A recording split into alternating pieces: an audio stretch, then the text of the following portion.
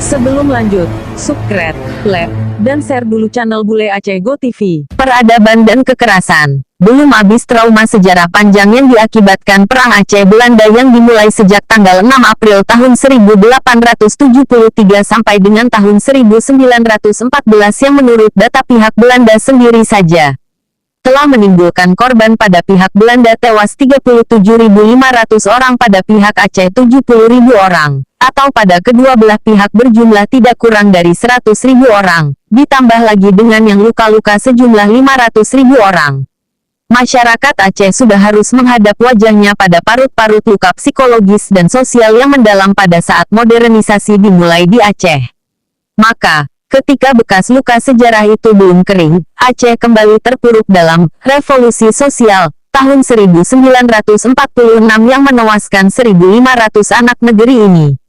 Tak lama kemudian, dalam kondisi yang serba miskin dan payah, masyarakat Aceh harus merelakan 4.000 jiwa para syuhada melayang dalam peristiwa Darul Islam tahun-tahun 1953 sampai tahun 1964. Maka, jika sekarang ini, dari tahun 1991 hingga 1998, terdapat 3.800 hingga kemungkinan 5.000 nyawa rakyat yang hilang dalam suatu peristiwa yang tak bernama sekarang. Tak dapat dibayangkan jenis diagnosa apa untuk menamakan keadaan masa pemberlakuan daerah operasi militer, DOM. Yang ada dalam ingatan masyarakat Aceh hanyalah sebentuk bayangan tentang kenangan pahit akan kegetiran masa lalu yang sulit digambarkan bagi verstehen sejarah generasi mendatang. Apa yang terjadi di Aceh sudah bukan sekedar tragedi lagi, melainkan melebihi itu, suatu sejarah statistik. One man death is a tragedy, kata Nikita Khrushchev, million death is a statistic. Aceh merupakan daerah yang syarat dengan tradisi pergolakan dan kekerasan yang merupakan dampak dari serangkaian proses sejarah yang panjang yang dialami masyarakat agraris di ujung utara Pulau Sumatera sehingga membekas ke dalam sosial memorinya. Masyarakat Aceh pada awal abad ke-20 adalah masyarakat yang telah tercabik-cabik akibat Perang Aceh yang panjang selama 40 tahun. Kemenangan pemerintah kolonial Belanda dan kekalahan rakyat Aceh dalam perang itu telah menimbulkan luka dalam masyarakat. Maka ketika pemerintah kolonial Belanda berusaha menegakkan hegemoninya di tanah rencong ini, mereka harus menghadapi problem luka yang bersifat kejiwaan ini. Dengan mengutip Ibrahim Alfian oleh Anthony Reid, sejarawan Australia, dilukiskan sebagai kehancuran, tekanan jiwa, dan sakit mental.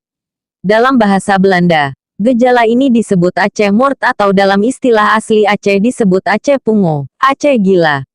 Bagaimanapun juga, problem pasca Perang Aceh ini telah menyebabkan pemerintah Belanda menghadapi kesulitan untuk mendapatkan legitimasi kekuasaannya atas rakyat Aceh.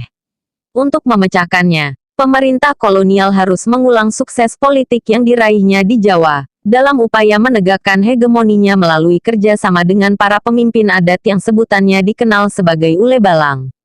Kebijakan memanfaatkan Ule Balang sebagai mata rantai penegakan hegemoninya. Ini memang suatu pilihan yang tanpa ada alternatif, kendati pemilihan ini sebetulnya masih cukup rawan bagi pemerintah kolonial. Ini terjadi karena sisa-sisa ideologi perlawanan dalam kesadaran kaum Ule Balang masih bersifat endemik dan laten. Di dalam beberapa hal, kesadaran ideologis inilah yang membedakan kaum Ule Balang dengan kesadaran yang sama. Kaum priai di Jawa yang sudah terjamin loyalitasnya terhadap pemerintah kolonial. Maka, hubungan antara Ule Balang dengan para birokrat Belanda yang sesungguhnya adalah hubungan yang rumit dan penuh dengan ketegangan. Kendati secara formal politik hubungan itu menampakkan ketundukan kaum Ule Balang, namun dalam format hubungan itu terdapat ketegangan-ketegangan dan tarik-menarik kepentingan. Belanda di satu pihak berkepentingan terhadap kaum Ule Balang untuk mendapatkan kaum legitimasi kekuasaannya, karena hanya melalui lapisan sosial inilah mereka mempunyai instrumen untuk mengendalikan Aceh. Sementara itu, kaum Ule Balang sendiri, di pihak lainnya, berupaya memanfaatkan hubungan itu guna mendapatkan keuntungan dari kepentingan-kepentingan ekonomi politiknya. Maka, tidaklah mengherankan, dalam hubungan yang tampak akrab dan rukun itu, terdapat persaingan, diam-diam antara aktor-aktor kolonial dengan Ule Balang dalam menandai proses pemapanan hegemoni pemerintah kolonial. Dalam persaingan penegakan hegemoni ini, kaum Ule Balang tampaknya mampu memanfaatkan hubungan ketertundukan secara politik baik untuk menegakkan legitimasi kekuasaan mereka sendiri, yang sempat porak-poranda selama Perang Aceh, maupun, dan tentu saja sebagai akibatnya, untuk mencari keuntungan-keuntungan ekonomi dari situasi ketertundukan itu.